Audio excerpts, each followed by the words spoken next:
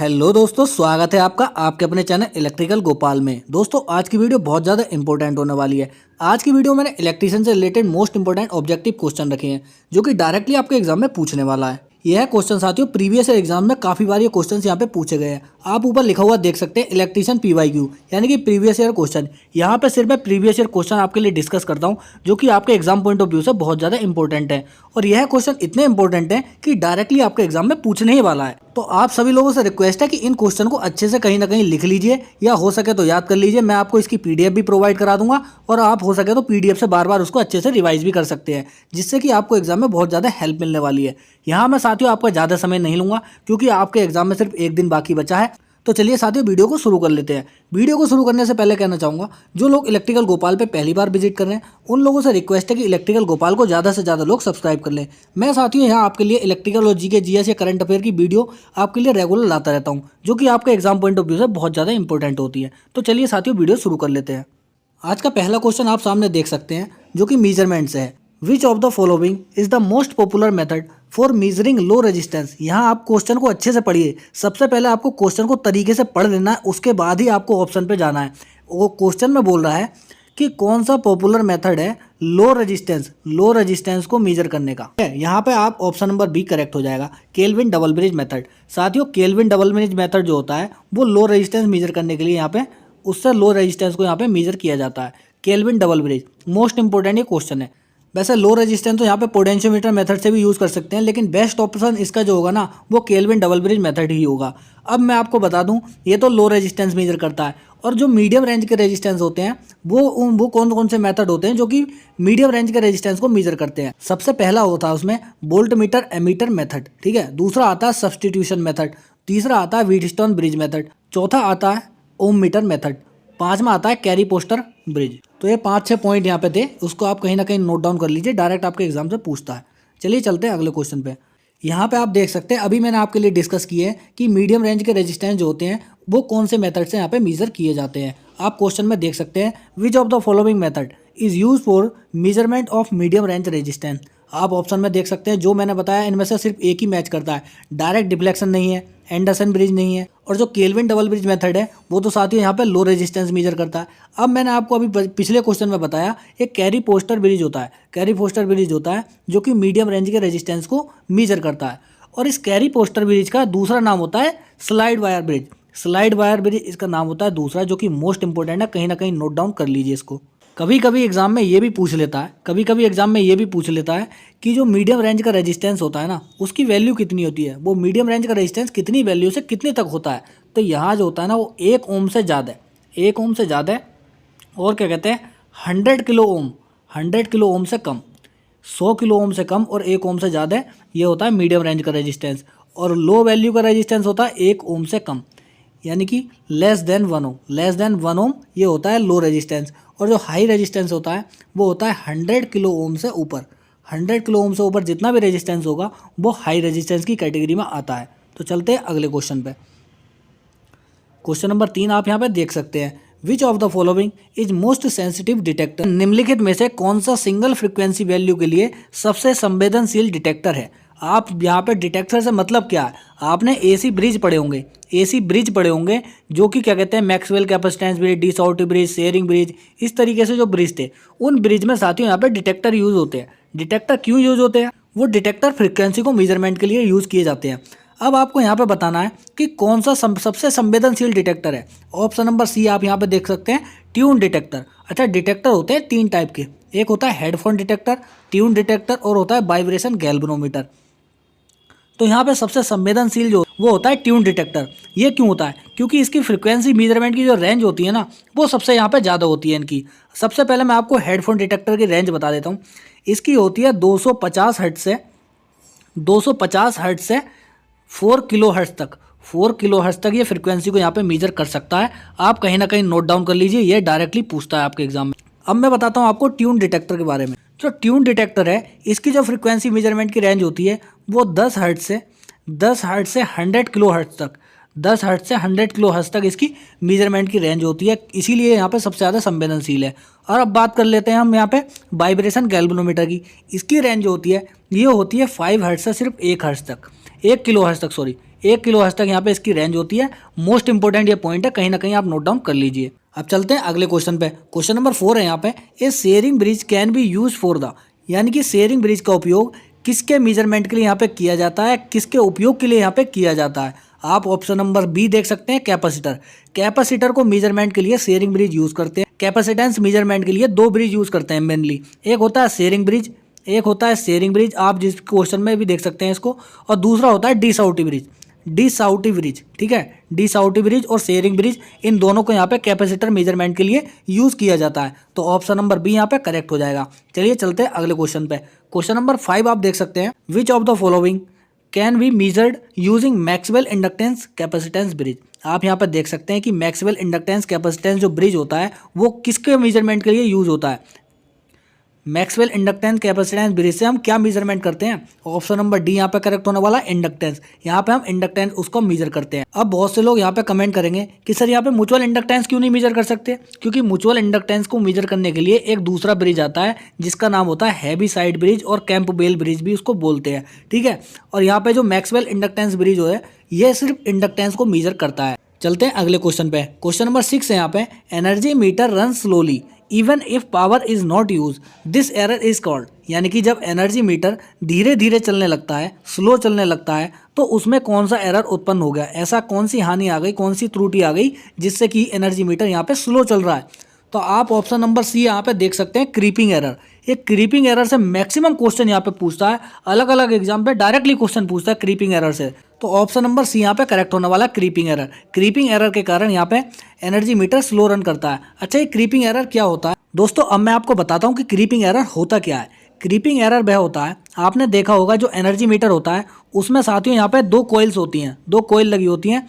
एक होती है करंट कॉइल और एक होती है पोटेंशियल कॉइल, ठीक है। तो करंट कॉइल यहाँ पे ओपन हो जाती है और पोटेंशियल कॉइल अकेली यहाँ पे सिंगल एनर्जाइज होती है, जिससे क्या होता है कि एनर्जी मीटर जो है ना एक स्मॉल रीडिंग देता है, स्मॉल रीडिंग देता है यहाँ पे। इसी को साथ ही यहाँ पे क्रीपिंग एरर कहते हैं, जब करंट कॉइल ओपन हो जाती है और पोटेंशियल कॉइल सिंगल एनर्जाइज होती है, ठीक है। तो यहाँ पे उसी को क्रीपिंग एरर कहा जाता है। अब क्रीपिंग एरर को दूर कैसे करते हैं, क्रीपिंग एरर को दूर कैसे करते हैं, जो एनर्जी मीटर में एल्युमिनियम के रोटेटिंग डिस्क होती है ना, एल्युमिनियम की जो डिस्क होती है उस पर साथियों 180 डिग्री अपोजिट, 180 डिग्री अपोजिट यहाँ पे होल्स कट करते हैं, होल्स कट करते हैं, जिससे कि यहाँ पे उसका क्रीपिंग एरर जो है वो दूर हो जाता है।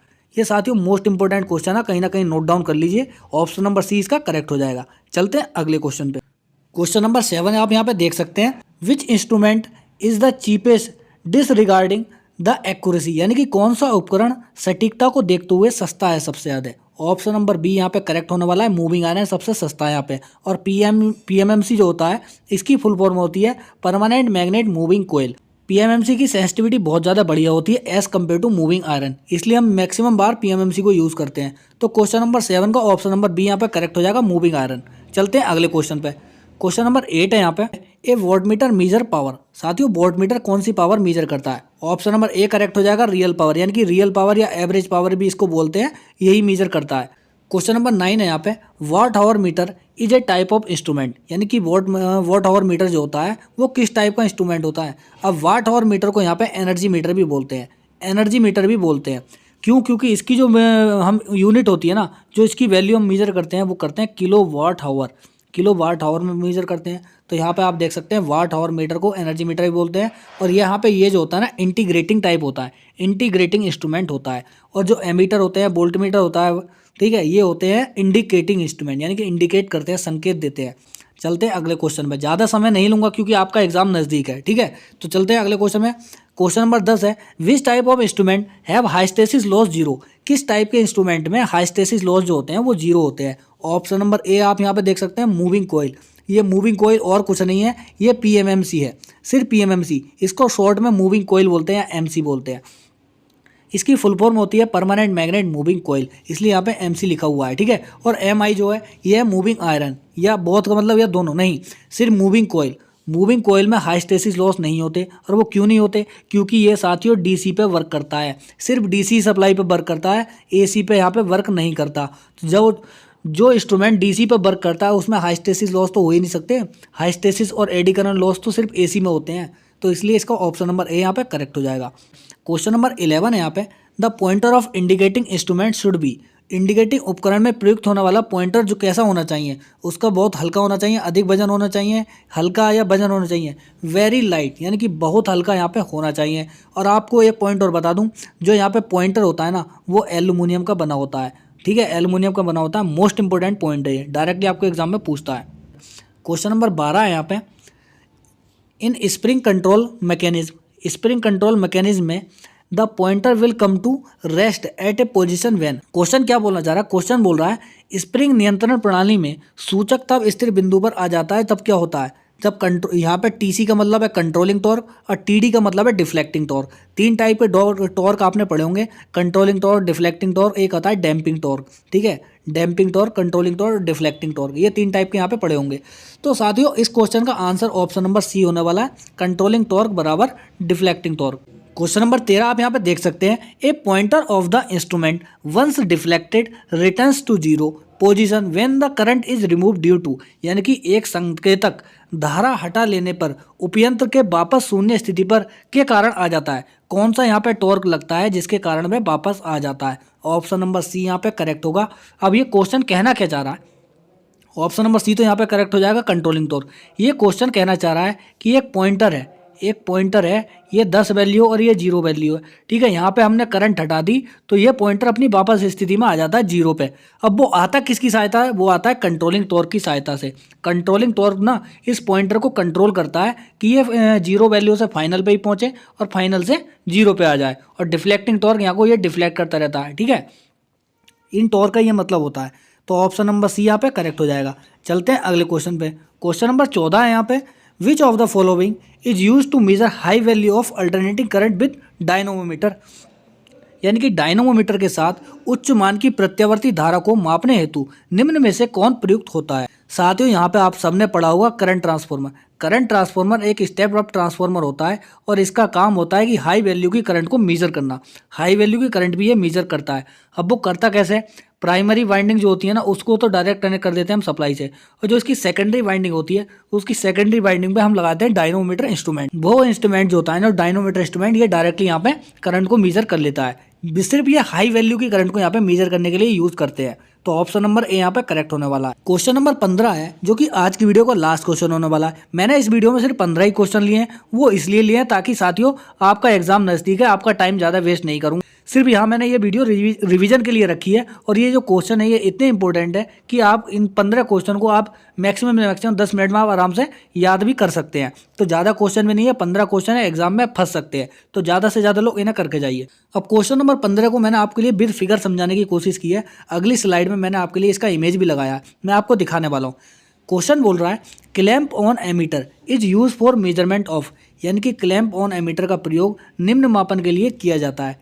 क्या मापते हैं? Large alternating current, small direct current, small alternating current, large direct current. साथियों ऑप्शन नंबर ए यहाँ पे करेक्ट होगा, लार्ज अल्टरनेटिंग करंट, यानी कि हाई वैल्यू की एसी करंट को डायरेक्टली मेजर करने के लिए क्लैंप ऑन मीटर का यूज़ करते हैं।